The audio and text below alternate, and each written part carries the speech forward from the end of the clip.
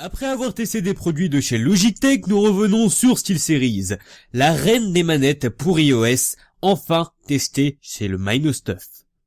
La SteelSeries Stratus XL.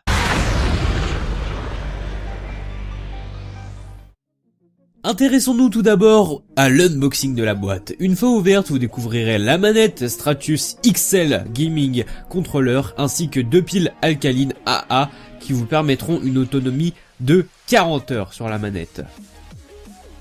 Suivi dans la boîte, vous aurez également une notice qui vous permettra de bien utiliser celle-ci. Comme son nom le laisse clairement entendre, il s'agit d'une version plus volumineuse du premier modèle. Sa taille s'approchera donc de celui d'une manette traditionnelle pour console. L'ensemble s'apparente à un mélange de pad Xbox et PlayStation, mais vous pouvez remarquer un bouton pause en plein milieu de la manette pour pouvoir mettre le jeu en pause.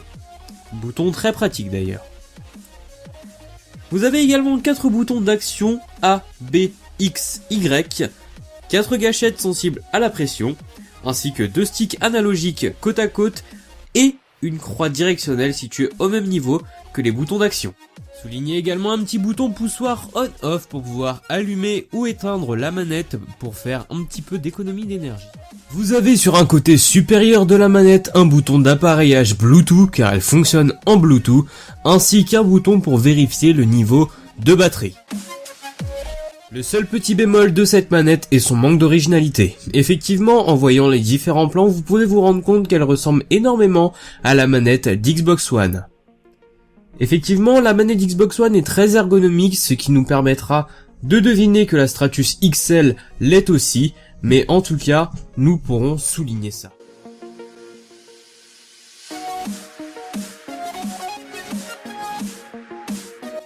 Ayant fini avec les caractéristiques de la manette, je vais tout simplement vous parler de mon ressenti dessus. Mais juste avant, je tenais à remercier Agence Corp qui me fournit tous les produits SteelSeries que vous avez pu voir dans les différents MyNoStuff. Là, on va parler du ressenti sur la manette qui fait 280 grammes et qui est aussi confortable qu'une vraie manette. Donc vous pourrez donc l'emporter partout où votre terminal Apple ira.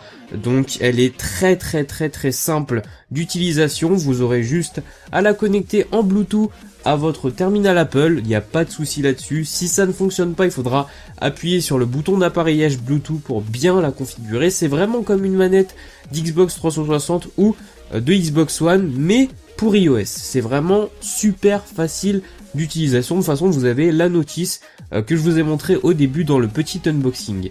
Voilà, c'est à peu près ce que je pense sur la manette. Le seul petit bémol, c'est qu'elle coûte maximum 70 €. C'est pas excessivement cher pour ce que ça propose, mais il faut quand même mettre du prix là-dedans. Et 70 €, c'est pas donné à tout le monde, surtout pour une aussi petite manette.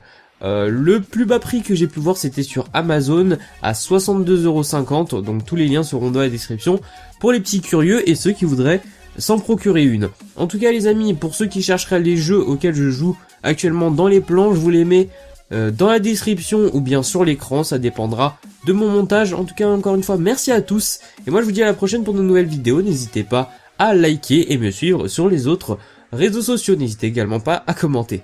Merci à tous et à la prochaine.